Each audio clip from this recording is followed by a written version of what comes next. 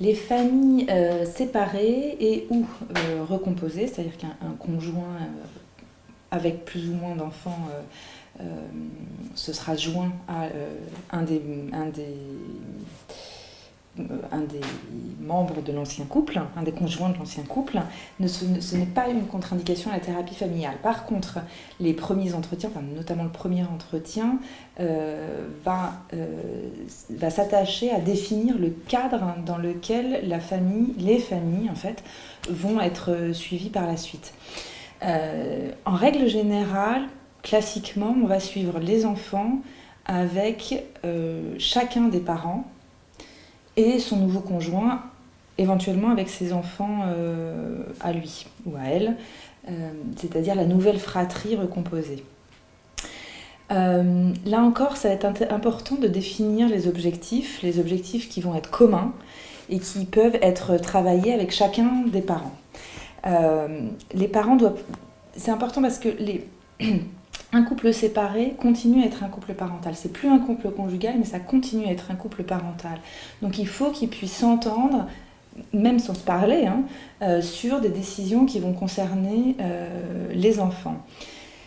Par ailleurs, il va s'agir de dénouer aussi des liens qui resteraient, des liens affectifs masqués, qui resteraient entre les deux conjoints et qui resteraient des enjeux relationnels importants dont les enfants seraient porteurs, au fond. On pense aux imbroglios notamment, c'est-à-dire que les parents vont avoir une fausse relation privilégiée avec leur enfant pour, au fond, garder un lien ou avoir un impact sur l'ex-conjoint, d'une manière agressive en somme. L'instigation va être qu'un des parents se présente comme une victime de l'autre.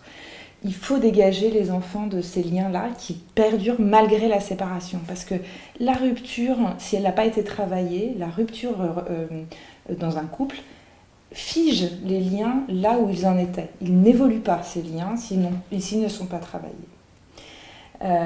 Si on remet les parents en présence, ils vont reprendre là où ils en étaient au fond. Donc c'est vraiment important que les enfants soient dégagés des enjeux de l'ex-couple conjugal. Pour autant, ils doivent pouvoir s'identifier à chacun de leurs parents sans se sentir en conflit de loyauté avec l'autre parent par définition, sans avoir l'impression de trahir chacun des parents en s'entendant bien avec l'un ou avec l'autre. L'autre aspect, ça va être de pouvoir travailler la famille recomposée. Alors, ça va être les nouveaux conjoints qui seront impliqués dans l'éducation des enfants, la nouvelle fratrie qui va redevoir jouer des sentiments d'appartenance et définir les nouveaux contenants de chacune des familles, quelle est la définition de chacune des relations nouvelles à construire.